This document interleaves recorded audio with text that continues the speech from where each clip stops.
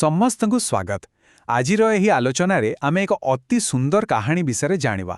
ଏହାର ନାଁ ହେଉଛି ଗୋଲ୍ଡେନ୍ ୱିଣ୍ଡୋ ବା ସୁନା ଝରକା। ଶୁଣିବାକୁ ଏହା ପିଲାମାନଙ୍କର ଗୋଟିଏ ଗପ ଭଳି ଲାଗୁଥିଲେ ବି ସତ କହିବାକୁ ଗଲେ ଏଥିରେ ଆମ ଜୀବନର ଗୋଟିଏ ବହୁତ ବଡ଼ ସତ୍ୟ ଲୁଚି ରହିଛି। ଆମେ ସମସ୍ତେ ନିଜ ଜୀବନରେ କିଛି ନା କିଛି ବଡ଼ ଏବଂ ଚମତ୍କାର ଜିନିଷ ପାଇବାକୁ ଇଚ୍ଛା କରିଥାଉ, ଠିକ୍ ନା? କିନ୍ତୁ ପ୍ରକୃତ ସୁଖ ବାସ୍ତବରେ କେଉଁଠି ଥାଏ? ଆସନ୍ତୁ ଏହି ଆକର୍ଷଣୀୟ କାହାଣୀ ମାଧ୍ୟମରେ ତାହା ଖୋଜିବା।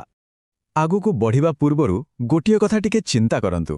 କେବେ ଆପଣମାନେ ଏମିତି କୌଣସି ଜିନିଷ ଦେଖିଛନ୍ତି କି ଯାହା ଦୂରରୁ ତ ବହୁତ ଚମକୁଥାଏ ଆଉ ମନକୁ ପୁରା ମୋହିନିଏ, କିନ୍ତୁ ପାଖକୁ ଗଲାପରେ ଜଣାପଡ଼େ ଯେ ସେଟା କେବଳ ଆମ ଆଖିର ଗୋଟିଏ ଭ୍ରମ? ଅନେକ ସମୟରେ ଏମିତି ହିଁ ହୁଏ, ଆଉ ଆଜିର କାହାଣୀର ମୂଳ ବିଷୟବସ୍ତୁ ପୂରାପୂରି ଏହି କଥା ଉପରେ ଆଧାରିତ। ଏହା ଆମକୁ ଭାବିବାକୁ ବାଧ୍ୟ କରିବ ଯେ ଆମେ ଯେଉଁ ଜିନିଷ ପଛରେ ପାଗଳ ହୋଇ ଦୌଡ଼ୁଛୁ ତାହା ସତରେ ମୂଲ୍ୟବାନ ନା କେବଳ ଗୋଟିଏ ମାୟା?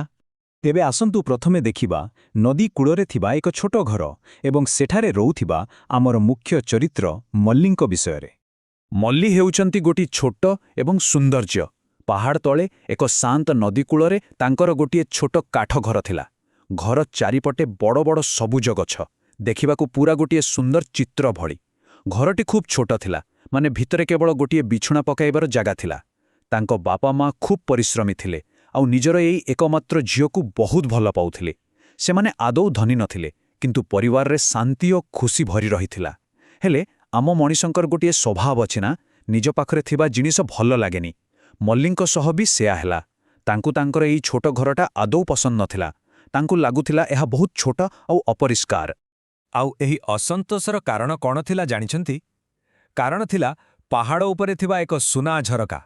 ମଲ୍ଲୀ ପ୍ରତିଦିନ ନିଜର ଏହି ସାଧାରଣ ଘରକୁ ଗୋଟିଏ ଆଡ଼େ ଦେଖୁଥିଲେ ଆଉ ଅନ୍ୟପଟେ ପାହାଡ଼ ଉପରେ ଥିବା ଏକ ଦୁର୍ଗକୁ ଦେଖୁଥିଲେ।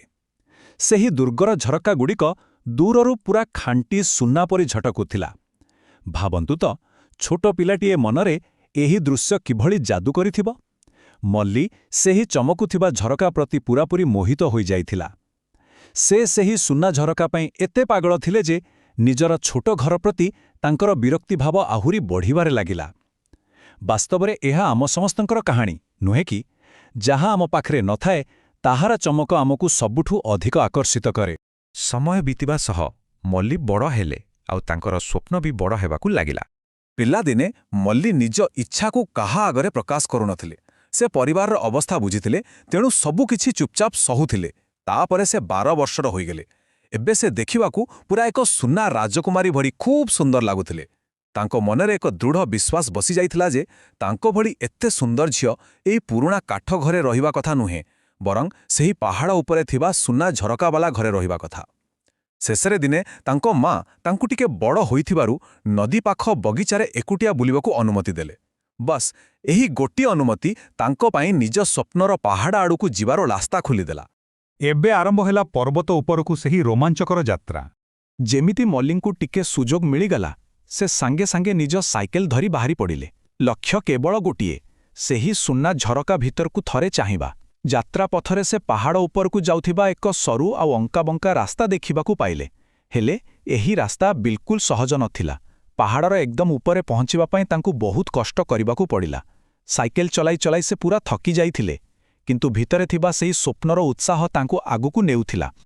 ଆଉ ତାପରେ ଆସିଲା ସେହି ବଡ଼ ଆବିଷ୍କାରର ସବାର। ଟିକେ ଭାବନ୍ତୁ ତ, ଏତେ ବର୍ଷର ଇଚ୍ଛା, ଏତେ କଷ୍ଟକର ଯାତ୍ରା ପରେ ଶେଷରେ ଯେତେବେଳେ ମଲ୍ଲୀ ପାହାଡ଼ ଉପରେ ପହଞ୍ଚିଲେ, ସେଠାରେ ସେ ପ୍ରକୃତରେ କ'ଣ ଦେଖିଥିବେ? ସେହି ସୁନା ଝରକା ପଛର ଅସଲ ରହସ୍ୟ କ'ଣ ଥିବ?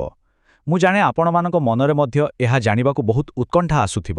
ଆସନ୍ତୁ ଦେଖିବା ପ୍ରକୃତ ସତ କ'ଣ ଥିଲା। ସାମ୍ନାରେ ଯାହା ଥିଲା ତାହା ଦେଖି ମଲ୍ଲୀ ସମ୍ପୂର୍ଣ୍ଣ ଅବାକ୍ ହୋଇଗଲେ। ସେଠାରେ କୌଣସି ସୁନାର ଘର ନଥିଲା। ତାହା କେବଳ ଗୋଟିଏ ବହୁତ ପୁରୁଣା, ମଇଳା ଏବଂ ଭଙ୍ଗା ଦୁର୍ଗ ଥିଲା।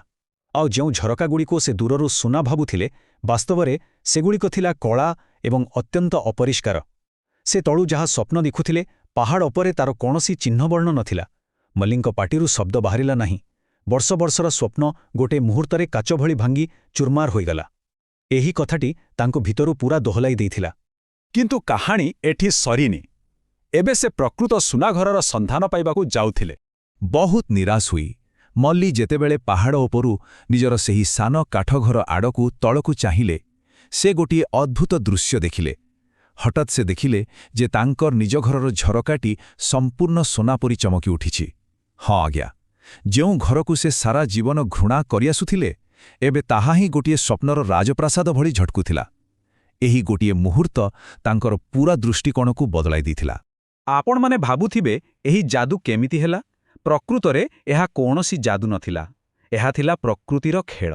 ସୂର୍ଯ୍ୟକିରଣ ଯେତେବେଳେ ନଦୀର ପାଣି ଉପରେ ପଡ଼ୁଥିଲା, ତାର ପ୍ରତିଫଳନ ଯାଇ ସେହି ଛୋଟ କାଠଘରର ଝରକାରେ ପଡ଼ୁଥିଲା, ଆଉ ସେଥିପାଇଁ ତାହା ଖାଣ୍ଟି ସୁନା ପରି ଉଜ୍ଜ୍ୱଳ ଦେଖାଯାଉଥିଲା।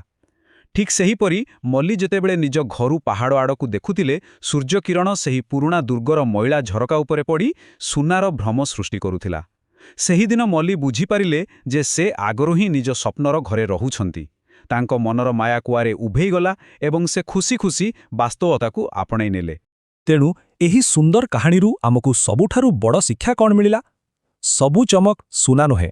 ମାନେ ବାହାରୁ ଯେଉଁ ଜିନିଷ ଯେତେ ବେଶୀ ଆକର୍ଷଣୀୟ ବା ମୂଲ୍ୟବାନ ଦେଖାଯାଏ, ସତରେ ତାହା ସେମିତି ହୋଇନଥାଏ। ମଲ୍ଲୀଙ୍କର ଏହି ଛୋଟ ଗପଟି ଆମକୁ ବହୁତ ବଡ଼ ଜୀବନ ଦର୍ଶନ ଶିଖାଏ। ଆମେ ପ୍ରାୟତଃ ଅନ୍ୟମାନଙ୍କ ଜୀବନ କିମ୍ବା ନୂଆ ନୂଆ ଜିନିଷ ଦେଖି ଲୋଭ କରିଥାଉ, ଆଉ ନିଜ ପାଖରେ ଥିବା ମୂଲ୍ୟବାନ ସମ୍ପର୍କ, ଶାନ୍ତି ଓ ଖୁସିକୁ ବେଖାତିର କରିଦେଉ। ଯେଉଁ ଘର ତାଙ୍କୁ ଆଶ୍ରୟ ଆଉ ଭଲ ପାଇବା ଦେଉଥିଲା, ମଲ୍ଲୀ ତାକୁ ଖରାପ ପାଉଥିଲେ।